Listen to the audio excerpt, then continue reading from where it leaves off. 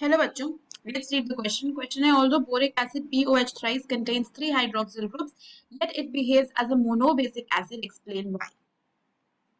तो अगर इस क्वेश्चन में हम बात करते हैं की कॉन्सेप्ट की, तो हम यहाँ पे BOH थ्राइस के मोनोबेसिक नेचर की बात करेंगे। तो देखो BOH थ्राइस अगर आप इसका स्ट्रक्चर बनाओ तो कुछ इस तरीके का होता है। तो बेसिसिटी आप कैसे देखते हो? Number of replaceable hydrogen ions. तो क्योंकि इसमें आपको 3 OH ग्रुप्स दिख रहे हैं तो आप ये समझोगे कि इसमें 3 OH ग्रुप्स हैं तो 3 रिप्लेसेबल H प्लस आयंस हैं, इसीलिए ये मोनोबेसिक हो सकता है ना। 3 रिप्लेसेबल ग्रुप्स आपके पास यहाँ पे हैं तो ये मोनोबेसिक, तो ये ट्राई बेसिक हो सकता है ना, कि 3 OH में ये हाइड्रोजन्स को 3 हाइड्रोजन रिप्लेस हो सकते हैं और इसीलिए ये ट्राई बेसिक हो सकता है, लेकिन ऐसा नहीं होता। क्यों नहीं होता? क्योंकि ये जो स्पीशीज है ना, ये इलेक्ट्रॉन डेफिशिएंट स्पीशीज है, इसके पास 6 ही इलेक्ट्रॉन्स होते हैं। तो ये क्या कम करता है, वाटर के साथ कंबाइन करता है और बना देता है BOH4 minus plus H plus.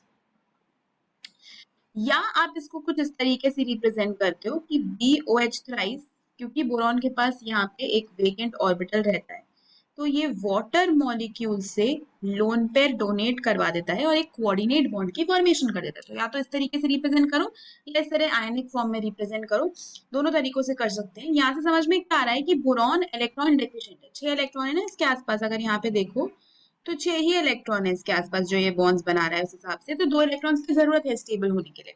तो ये क्या करता है, वाटर जो है, वाटर के पास 2 लोन पेयर होते हैं ना ऑक्सीजन के पास बेसिकली, तो ऑक्सीजन अपना एक लोन पेयर डोनेट करके बोरॉन के साथ बाइंड कर देता है, इसका ऑक्टेट भी कंप्लीट कर देता है और इसको स्टेबलाइज भी कर देता है। तो ये हो गया कि जब ये हाइड्रेट हुआ है ना, तो हाइड्रेटेड फॉर्म ऑफ बोरॉन में जो बोरॉन प्लस 3 ऑक्सीडेशन स्टेट में है वो अपने आप को स्टेबलाइज करता है by taking the lone pair of electrons from oxygen atom.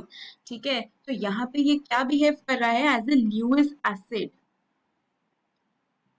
है ना, as a Lewis acid it is behaving, क्योंकि ये इलेक्ट्रॉन पेयर को क्या कर रहा है, एक्सेप्ट कर रहा है। तो एक्चुअली में ये अपने OH से इलेक्ट्रॉन्स नहीं डोनेट कर सकता, ये जो कोऑर्डिनेटेड O एटम होता है ना, वो उस इलेक्ट्रॉन को अपनी तरफ खींचता है, जिसकी वजह से प्रोटॉन रिलीज हो सकता है, राइट।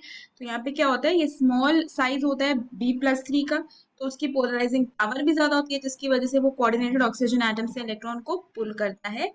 और इसमें यहाँ से अगर ये ऑक्सीजन को अपनी तरफ पुल कर रहा है तो यहाँ से H प्लस का यहाँ से H प्लस लीव हो सकता है, ये जो वाटर बाइंडेड है वहां से ऑक्सीजन के तो इलेक्ट्रॉन इसने खींच लिए, यहाँ से जो H प्लस निकल सकता है बस वही निकल सकता है। तो सिर्फ ये मोनोबेसिक ही है, in fact it is a weak monobasic type of an acid, right, weak monobasic acid, क्योंकि ये एक ही